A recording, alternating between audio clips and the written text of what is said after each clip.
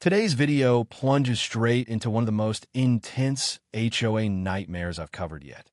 This one starts with a quiet family farm in the backyard and ends with an entire neighborhood underwater, a board in ruins, and one woman watching her Cadillac sink in floodwater from her own front porch.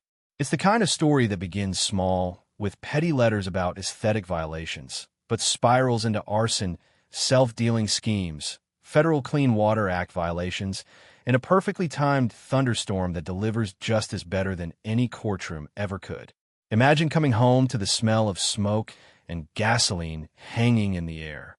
Your half-acre backyard farm, tall heirloom corn brushing your shoulders, rows of peppers and tomatoes your wife used to pick fresh for dinner, dense blueberry bushes your 12-year-old daughter planted with her own tiny hands when she was just 8, is gone. Blackened earth, charred stems, smoke curling like grief. While you were away on a job, someone used the HOA's master key to slip through your back gate, doused everything in accelerant, and set it ablaze. All because it didn't fit the community look. 2 days later, a $2,800 fine shows up in your mailbox with a yellow smiley face sticker and the words, "Have a great day." Your daughter runs out crying about her blueberries. That's where the rage begins, but the homeowner, a 53-year-old HVAC tech named Garrison Pute from Central Ohio, doesn't explode. He doesn't yell in driveways or fire off angry posts at 2 a.m. He opens a manila folder, labels it the long game, and starts tracing every broken part of the system the way he'd diagnose a faulty unit. Step by step, no panic, just patient precision. What they destroyed wasn't just plants. That farm sat at the high point of the street's natural slope. 6 years of deep tilling, composting, and mulching had turned the soil into a sponge, absorbing 2 to 3 inches of rain before a drop hit the pavement below. The corn rows ran perpendicular to the hill like natural barriers. The blueberry hedge locked the soil along the fence. It was unintentional infrastructure, a bioretention area that protected the whole cul-de-sac from flooding. A retired civil engineer neighbor had even pointed it out once. "You've built a working retention basin here." Garrison donated a third of every harvest to the local food pantry. It was food therapy after long days in attics and ductwork and quiet neighborhood defense. The HOA president, Dorotha Winslow, a 61-year-old retired bureaucrat who'd ruled the board for 11 years like her personal kingdom, hated how it looked. Letters came for 14 months, each citing rules that didn't apply to rear yards. Garrison read the CC and RS himself, highlighted them, wrote polite, clause-by-clause rebuttals, kept copies in a folder labeled Correspondence with Royalty. Then came the burn.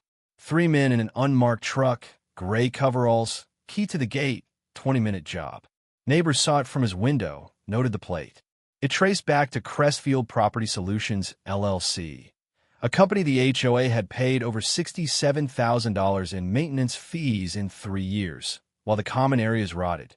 Dry fountains, overgrown signs, rotted benches. The LLC's registered agent co-owned property with Dorotha in another county. Self-dealing. Clear fiduciary breach. Garrison didn't confront. He filed the insurance claim first.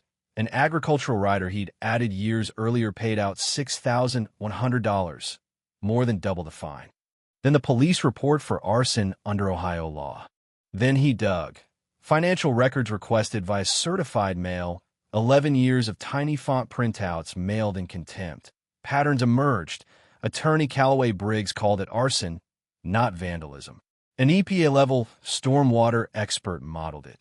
Destroy the absorption area, block the 4 storm drains with the same decorative gravel for the HOA's own landscaping contract, and the next big rain turns the low point of the street, Dorotha's house, into a lake. She escalated.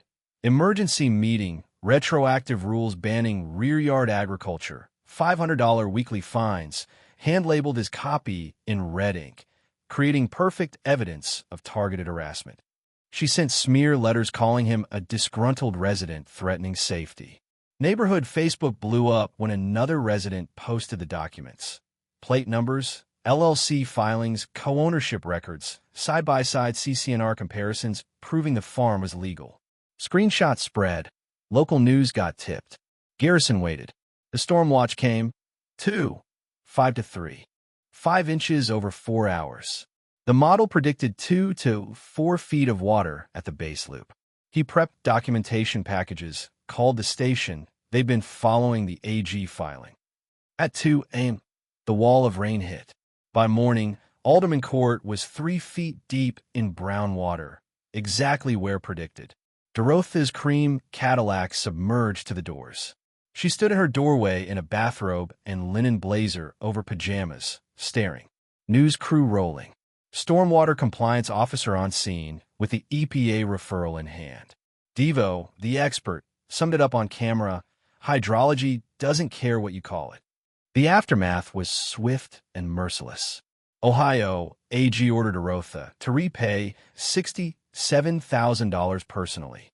Asan pri hobatino zetstiton lifemhua botban. Civil suit settled for $94,000. Farm replacement. Fines refunded with penalties, retaliation damages. She moved away. New board formed. Real transparency, audits posted monthly. Drains cleared under engineer supervision. Garrison replanted. More corn, herbs, squash, hardier blueberries chosen by his daughter. She checked soil moisture with 2 fingers, patient as ever. The food pantry got $18,000 for their own community farm.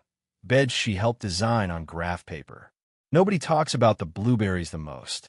Not the money, not the federal complaints, not Dorothy in pajama pants watching her car disappear.